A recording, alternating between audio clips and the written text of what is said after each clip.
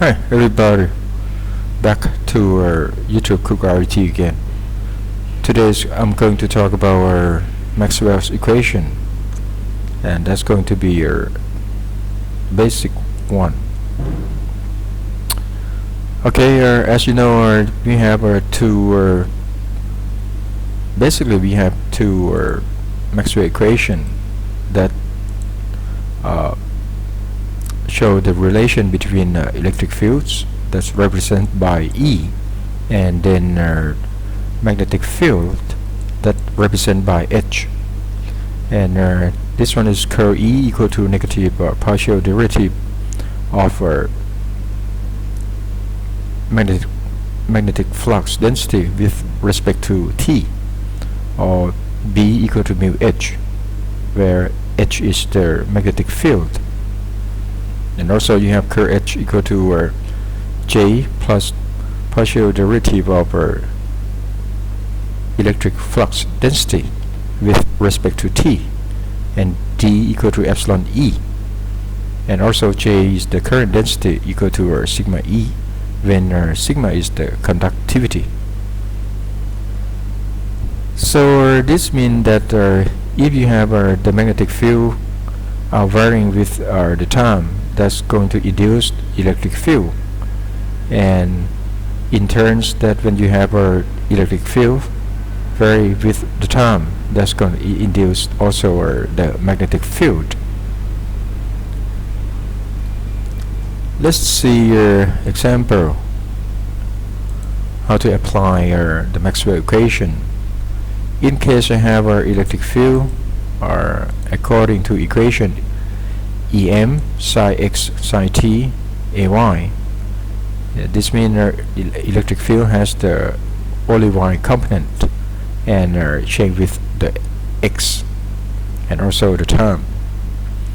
You want to calculate for H, you need to apply Maxwell equation curl E equal to negative partial derivative B with respect to T, or you can represent B by mu H, and that's in that case you're going to have a magnetic field. What you have to do is you have to find a curl E, right? Let's just apply a curl operator. You have the I, J, K component and partial derivative with respect to X, with respect to Y, and with respect to Z. And you have EX, you have EY, and EZ. The way I do the curl is that I just show you very details. To find I component, you simply ignore partial derivative of with respect to X and also EX, so you have left over just right here. Same as for the J component or AY component, same as for a Z or Z component. And then you can find the AX component. Simply do the partial derivative of EZ with respect to AY minus partial derivative of EY with respect to Z, and you do the rest.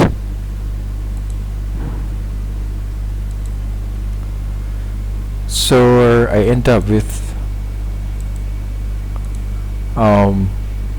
for AX component you have a partial derivative of EZ with respect to Y minus partial derivative of EY with respect to Z, and you can take notice it is the X component, so you have no X involved at all. You have only Y and Z. Same as AY component, you have no anything involved Y come to place in this term, same as AZ. So you take a look at the expression for electric field, which is equal to Em psi x psi t ay. You know that you have electric field have only EY or only Y component, so you have EX equal to 0 as well as EZ equal to 0. And also for EY depend on x only, so you have a partial derivative EY with respect to z equal to 0, where partial derivative of EY with respect to x not equal to 0, because EY is also depends on x. Finally, what you're going to have is you have a curve E equal to a z partial derivative of EY with respect to x, or you can just write derivative of this one with respect to x. So you have psi t is going to be constant, and as well as em, so you just differentiate sine x, that's give you cosine x. So your curve E operation, you end up with a z em cosine x sine t, and you want to find magnetic field, you apply Maxwell equation, that's equal to negative mu partial derivative of h with respect to t. That case you rearrange the equation and you do integration, you end up with h equal to em over mu cosine x cosine t. Or in the term of vector, you have h equal to em over mu cosine x cosine t, and a z component. So finally, when you start with E equal to em sine x sine t ay, and you apply Maxwell equation, you end up with h equal to em over mu cosine x cosine t az. Now you take a look at the E, or electric field. You have the unit of volt per meter, and that's come from easy to recognize the unit of electric field. If you don't want to memorize, you have equation, the voltage different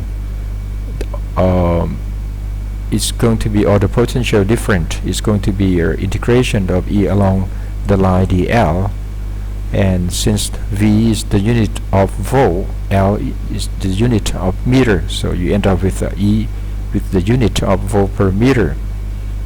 And also H, you apply Ampere's law, the closed loop integration H dot dl is going to be equal to I enclosed, the loop, right? I have the unit of ampere, and then dl have the unit of meter, so you end up with H, or the magnetic field being ampere per meter. So you take a look at V, the voltage, it's just like V and ampere. You are thinking about the current I, so you can play around with the E and H. For example, if you divide E by H, that means you divide V over A, that's give you your unit of ohms, which is the unit of our impedance. In this case, you can call this one as the error, or the impedance of media. And also you can multiply E by H. You can see the unit, it's just like V multiplied by I, that's give you P, right? The power P equal to IV. So that's give you the power per meter square. And in this case, you have equation P equal to E cross H in the term of vector, and we call P as the pointing vector. It tells you the direction of electromagnetic propagate or move, because you have E and H, and you know that E always perpendicular to H, or magnetic field. This is just like make you to bring the power of electromagnetic field to the direction that are perpendicular to both E and H plane. Now you take a look at the E equal to em sine x sine t ay, X is going to represent the electromagnetic direction or the pointing vector direction, and AY is tell you the component of electric field. From the equation P equal to E cross H, you can see that you have E in the direction in the component of AY, right? And you know P has the direction of X, so you can calculate, just think, about the component of H. Simply you need to multiply the component here AY by something and end up with AX. So this has to be AZ, right? And you take a look at this one. The way you do it, you move like clockwise. When you cross AX by AY, you end up with AZ. Whenever you do the opposite direction, or in this term is the counterclockwise, you want to cross AY by AX. That means you move to the opposite direction. That's gonna give you negative AZ. So that's why you have the component of H in Z direction.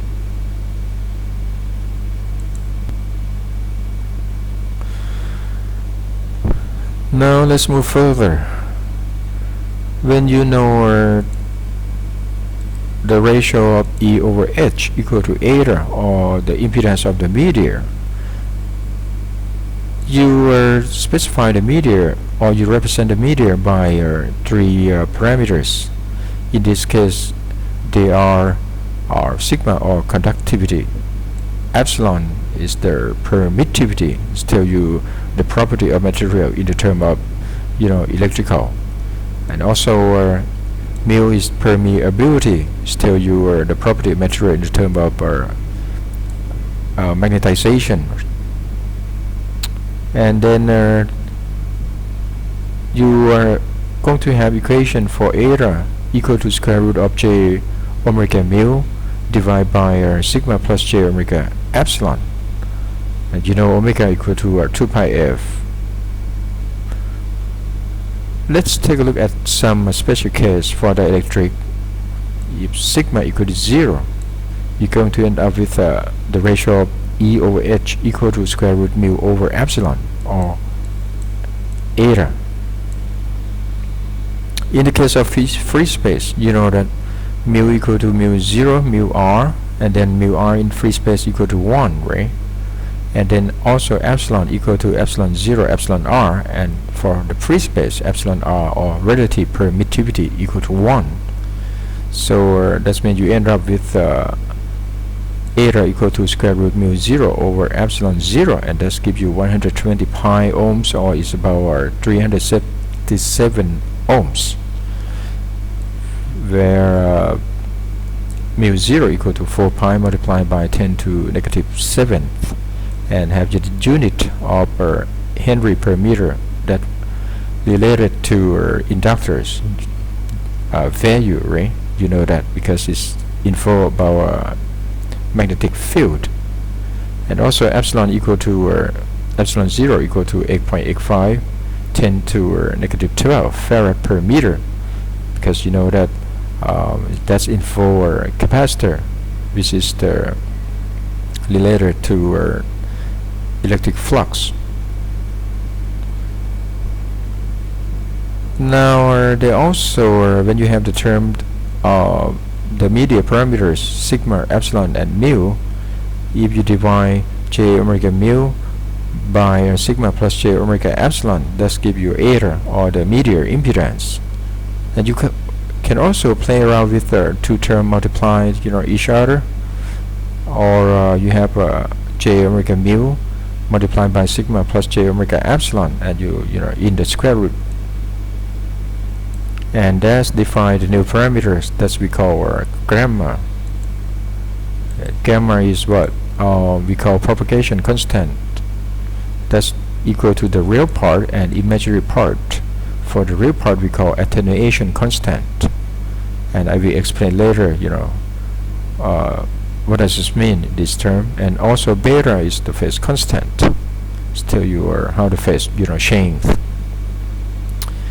And then let's take a look at the special case for free space. Sigma equal to 0. So you end up with gamma equal to j omega and square root mu 0 epsilon 0, and omega equal to 2 pi f.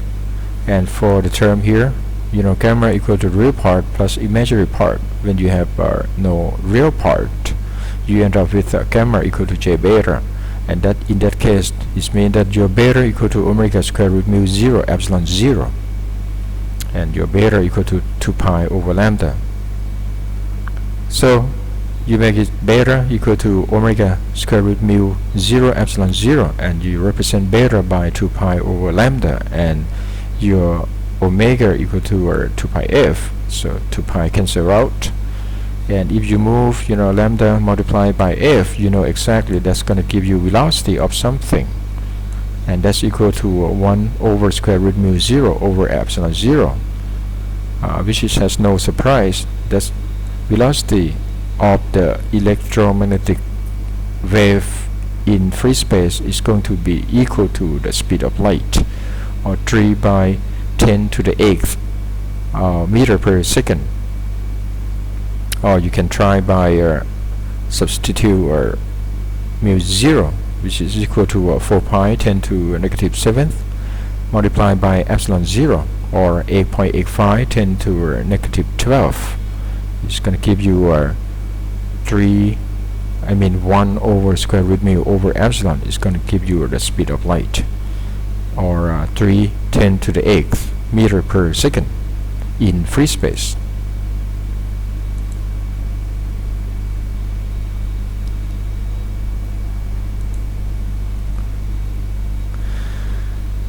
Now let's see more example.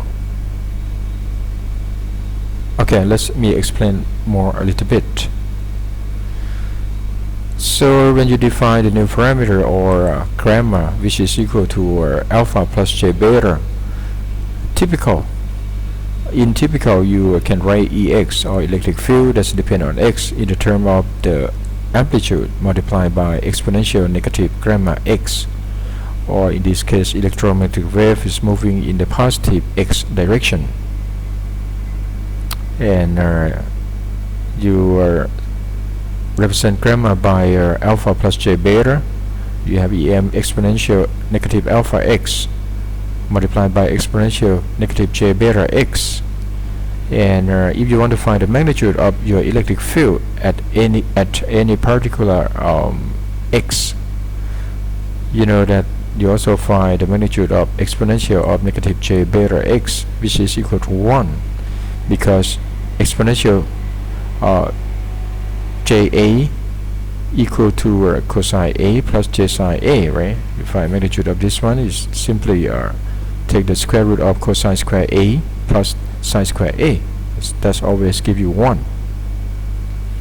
In this case, it means the amplitude of your electric field, or the magnitude of your electric field, is going to change with respect to x in decrease as the exponential form. You start from at x is equal to 0, it gives you em, or the amplitude of electric field. When you go deeper into some kind of material, it's going to be attenuated, finally it's going to drop to 0. The more alpha, the faster you drop. So that's why we don't want alpha. In the case that you want alpha equal to 0, you need your sigma, or conductivity, equal to 0. Now let's take a look at some example here. You have two vector fields in free space at the frequency of 200 megahertz. I have electric field equal to 100 cosine omega t plus 4 pi over 3x, and have only z component. and also h equal to 100 over 120 pi cosine omega t plus 4 pi over 3x has only component of y component. Well, you can check back as we mentioned earlier, the ratio of E over H equal to eta, or in this case in the free space, is become eta 0 or 120 pi ohms. You can find H, so your H equal to E over the eta 0. That's why I give you 100 over 120 pi, exactly just right here. Now you want to find the direction of your electric field, electromagnetic wave propagation by using P equal to E cross H. You know that your E has the Z component, right? And H has the Y component. When you cross AZ by AY, it gives you negative AX, and that's agree with the direction of propagation from here, because you have a positive x, so that means your electromagnetic wave is propagated in the direction of negative x. Agree with this. Now for the standard equation, you have cosine omega t plus beta x, and you know that in the bracket this one have to be in the unit of radian. When t has the unit of second, omega has something here, t multiply something, you know, this one has the unit of radian per second, right? And exactly this has to be omega. And now if you don't know about this one here, also has to give you the unit of radian when x has the unit of meter. This term 4 pi over 3 need to have unit of radian per meter. In this case, it's represented by beta, because beta has the unit of radian per meter, and your beta exactly has to be equal to 4 pi over 3.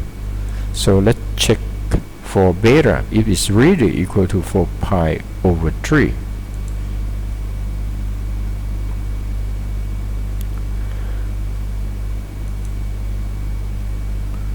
Okay, let's see, since beta equal to 2 pi over lambda, and you multiply by nominator by the frequency and denominator by frequency, you substitute f equal to 200 megahertz, and lambda f actually is give you a v, or in this case in free space is become c, or is equal to 310 to the 8 meter per second. So 10 to the 6 cancel 10 to the 8th, and you have to left here, and you have 100 you cancel out here, so you end up with 2 multiplied by 2 give you 4, so you end up with 4 pi over 3. Exactly, that's from you know, from the given electric field.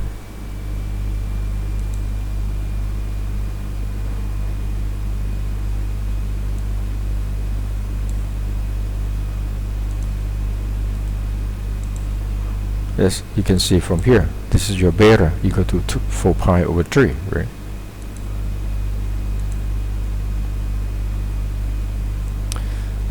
So what you can do, you can write Ex equal to E0. This is the amplitude multiplied by exponential of positive gamma x, because you have the propagation direction in the direction of negative x, so this one have to be a positive x.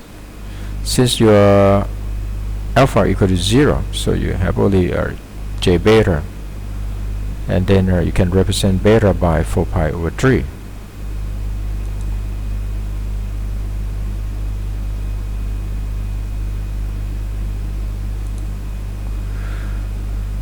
Now take a look E and H. In the phasor form, that's going to be easier to analyze the rest of the problem.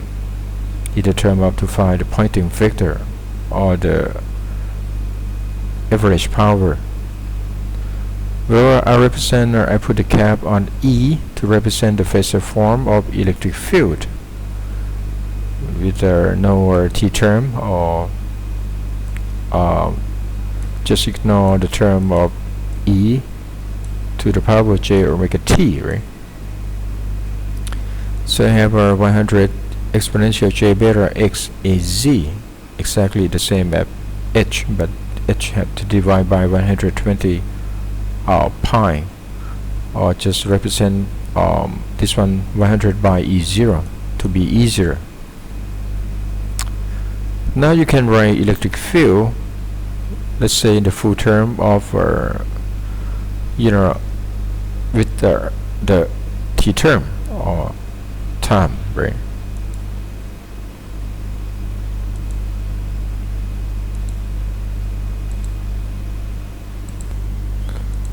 Okay, so let's continue. We have you can write in E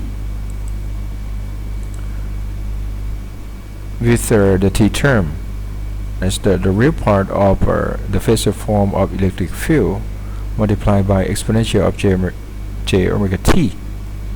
You will be surprised that this finally actually represent E equal to cosine beta z plus omega t.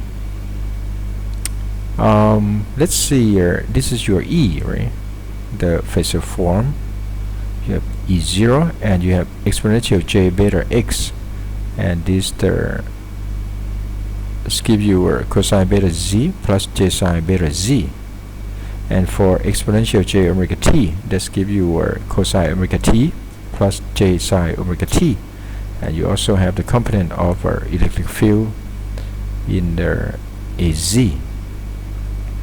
So you end up with this is your cosine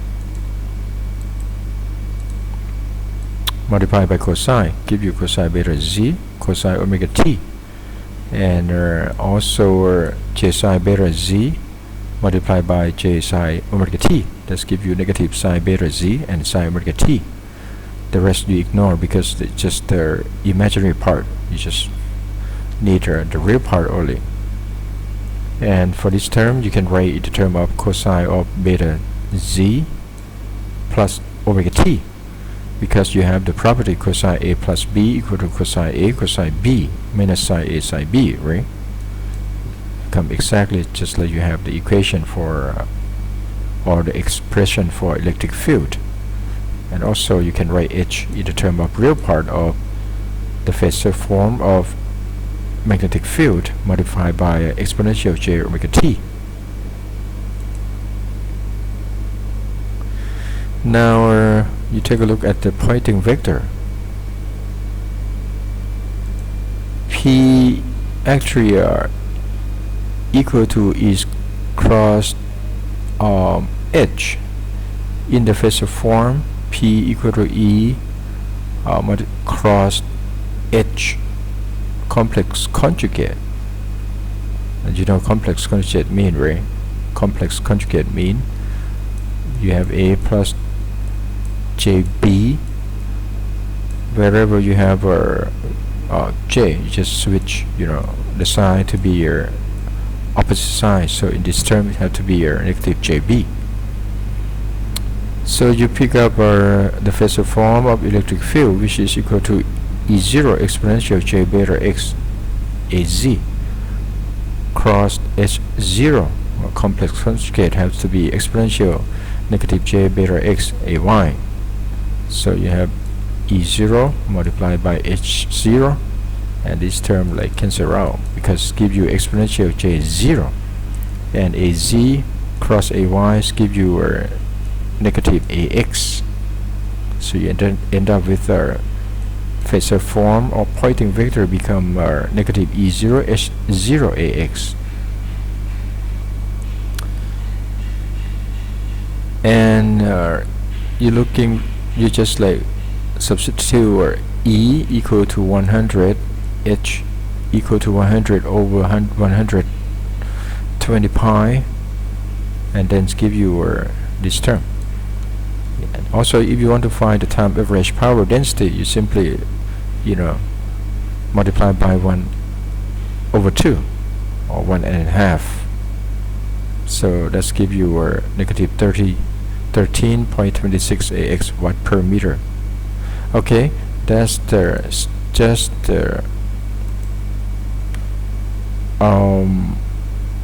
some Maxwell equation explanation, how to apply Maxwell equation for both electric field and magnetic field. And I will talk more about Maxwell equation, which is have something that I want to mention later on. Alright, thank you very much.